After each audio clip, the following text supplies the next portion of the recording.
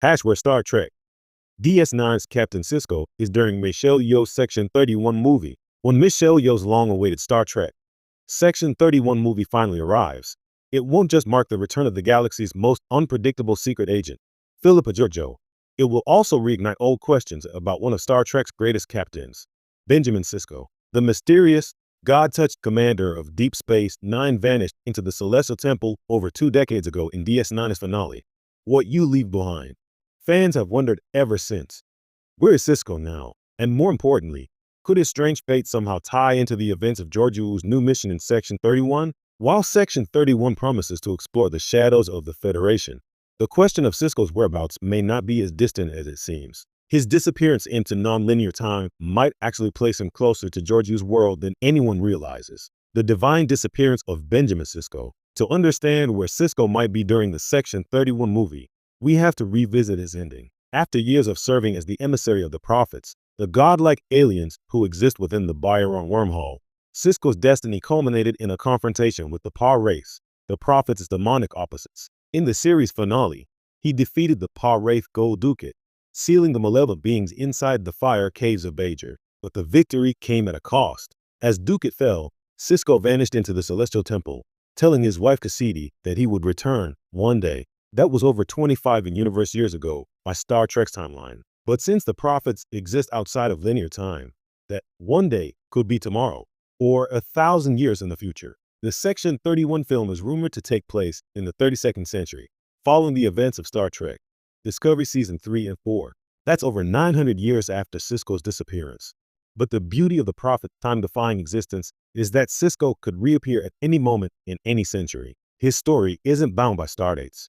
It's bound by divine purpose, Georgiou's mission, and why it might intersect with Sisko. Section 31 will focus on Emperor Philippa Georgiou, who, after being pulled from the mirror universe and serving briefly with Starfleet, found herself displaced in time. When the Temporal Accord sent her back toward her original era, her body began to destabilize. Discovery's terra firma revealed that the Guardian of Forever intervened, sending her to a place where she could live and make amends for her past. This place is widely assumed to be the Section 31 timeline.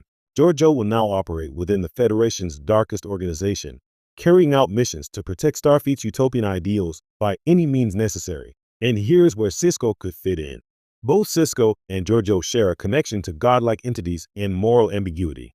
Georgiou has walked the line between hero and villain, emperor and savior, much like Sisko did when he poisoned a planet in the pale moonlight to ensure the Federation's survival. Thematically, both are warriors of necessity, forced to act in ways that question the Federation's purity.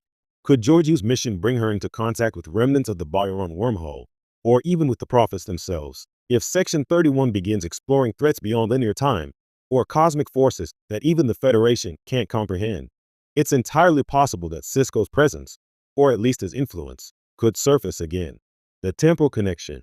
Sisko beyond time. Temporal mechanics are the lifeblood of modern Star Trek. With Discovery venturing into the 32nd century and Section 31 operating in a murky, classified timeline, time travel is no longer a rare phenomenon. It's a narrative constant. Sisko, as an emissary who exists both in and outside time, could be aware of Georgiou's mission long before or long after it happens. Imagine Georgiou attempting to stop a threat that manipulates history itself, a threat that may have roots in the same cosmic forces the prophets embody.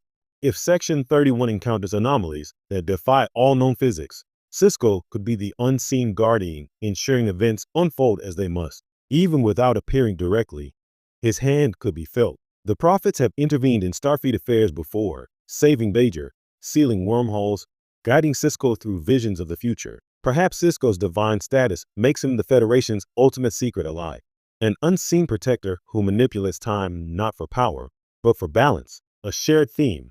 Redemption and duty. Both Georgiou and Sisko wrestle with moral compromise. Sisko carried the guilt of tricking the Romulans into the Dominion War, admitting, "I can live with it," even as his conscience screamed otherwise. Georgiou, meanwhile, seeks redemption after years as a tyrant. The Section 31 movie's tagline, "Protect the future, no matter the cost," echoes Sisko's own wartime philosophy. If the film explores how far one should go to defend utopia, it's a perfect thematic arena for a Sisko cameo, or even just a spiritual parallel. Maybe Georgiou's mission forces her to confront something even Section 31 can't categorize: divine intervention. And who better to understand the intersection between godlike power and